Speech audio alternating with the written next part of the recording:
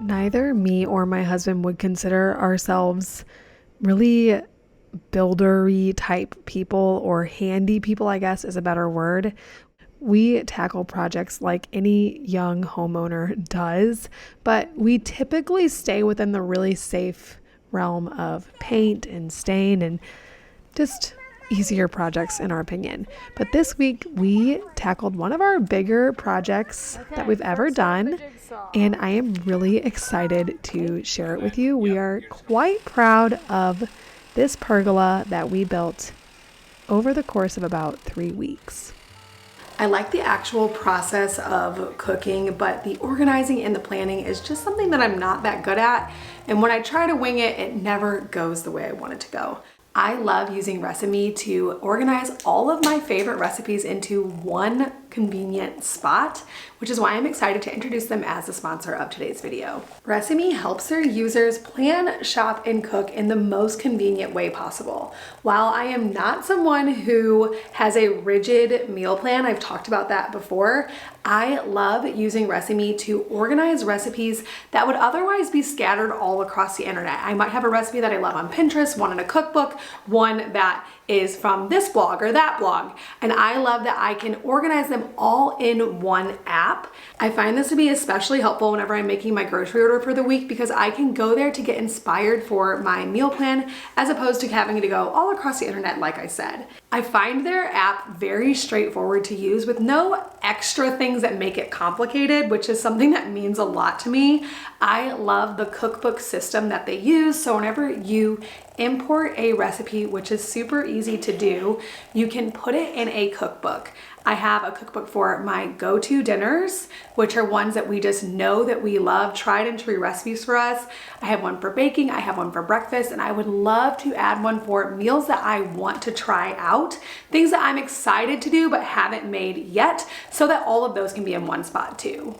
I truly see this as the all-encompassing solution to recipe storage and planning and grocery shopping without being overly complicated or fussy. Keeping our family fed is probably the largest part of my role as homemaker, so I definitely love having ReciMe in my toolbox for that to make it so much easier. If you are like me and know that it would help you make that job way easier as well, make sure to head to the link in my description. If you watched one of my most recent videos, you know that I am really excited about turning my house into a cafe for moms once a month. And this was a project that we decided to tackle because of that. Now, I will say we would have done it anyways because our little fenced-in area is really lacking in the shade department, and so for summer to be enjoyable, I knew we needed some way to shade our patio. But the Play Cafe definitely pushed it higher up the priority list because I didn't want to invite moms over and have the swing set and have the lattes, but then be miserable under the sun with no shade. So it kind of gave us a deadline, which is always really good for us because we could definitely procrastinate this project some, but with the first Play Cafe coming up, we knew we had to get it built.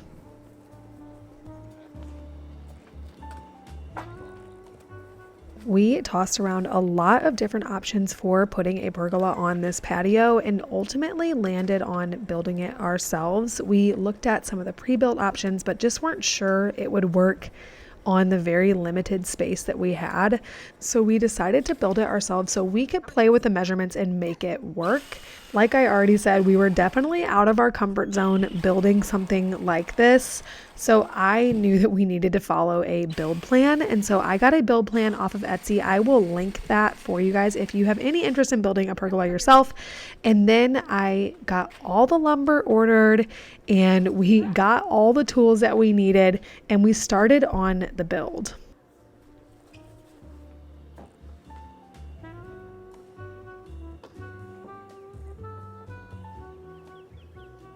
We opted to use pressure-treated cedar tone lumber from Menards, which I think is just a Midwest thing.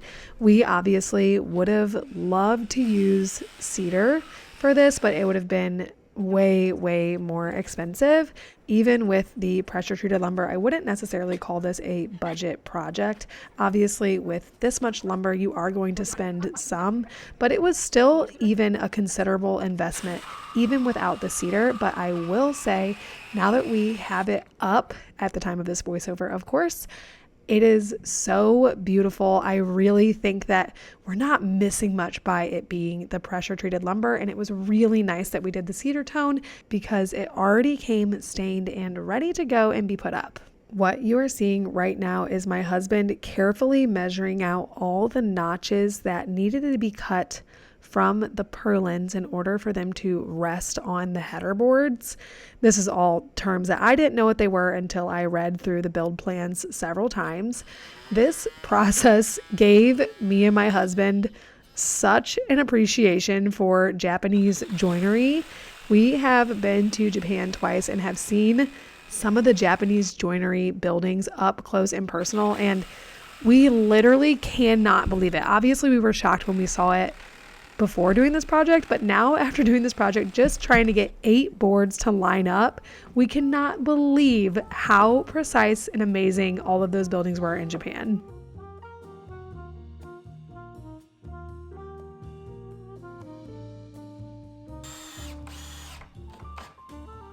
The raising of the pergola and getting all of the posts standing and bolted into the concrete was definitely not something that we could have done by ourselves.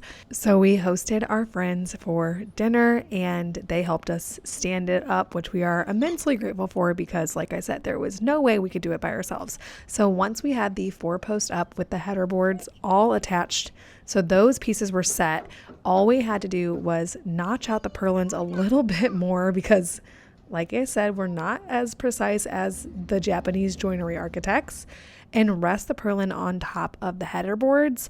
And then we added another layer of 2x4s on top of the purlins according to the plans.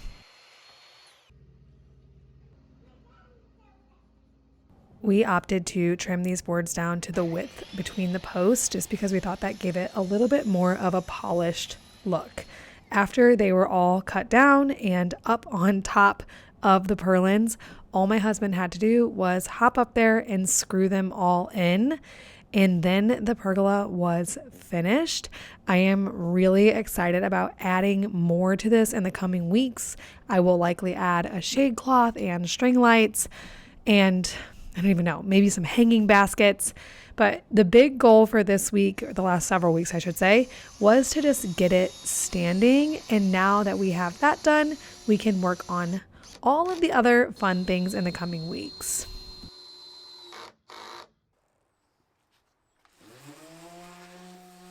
One of the fun things that I wanted to do right away was getting a table underneath the pergola. Of course, I have dreams, like I said, of decorating all of this and centerpieces and all of that fun stuff, but I needed the function of a table to be under this pergola so that we could enjoy it right away because obviously while it was standing, there was nothing under it. So we just opted to get the cheapest picnic table that we could find at Lowe's and sand it down and refinish it.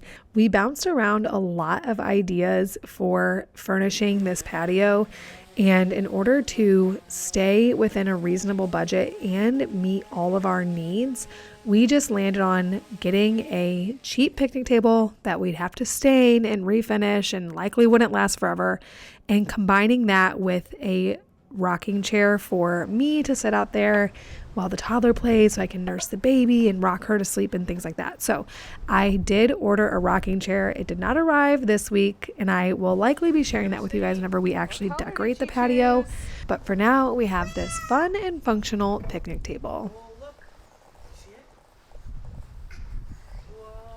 Tackling a project like this was so fun and made me feel just so proud of ourselves for making it all happen. it definitely was one of those types of projects that made me feel inspired and ready to tackle more projects. My husband probably doesn't want to hear that, but now I have ideas for the whole house and I'm feeling confident that we can do them because we did this. So it's been a long time coming for me to have a project that made me feel really confident. This is even kind of spilling over to the confidence in the sewing room. I'm wanting to tackle some intricate dresses and, like I said, some projects outside. I am just really happy with how this turned out, and honestly am really proud of me and my husband for doing it ourselves.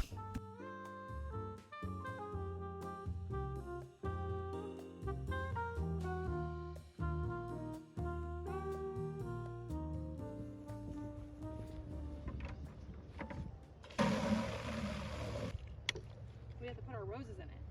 See? Yeah, because we have like and get them all. We gotta soak them in there. Make sure the roots are all the way down in there. Look, this is the plant. These are the roots. Every plant has roots under it. Boy, isn't that crazy? and push them. Yeah, we gotta push them down in there. Make sure they get all the way submerged. Oh, really? Oh no. It's not a nail. Hey, why do roses have thorns? Why did God do that, I wonder? Do you know? Yeah. You do know? You asked him? Small nail. What? It's small nail. Nope, look, we have 5 plants, see? 1, 2, 3, 4, 5. I have been dreaming of planting David Austin roses for years now. Our yard just hadn't had all of its permanent features yet, but now that we are very close to making most of the permanent layout decisions in our yard, I could actually plant some David Austin roses. And this was so exciting to me. So I am really so excited to share this project with you guys. I'm hopeful that they will take off and we will have roses in the next few years here. I decided to plant 5 different David Austin plants, 2 Crown Princess Margaretas, 2 Eglantine shrub roses, and 1 James Galway climbing rose. They just all make the most beautiful flowers, and I know they will add so much to my arrangements in the coming years, especially paired with all the beautiful annuals that I love to grow.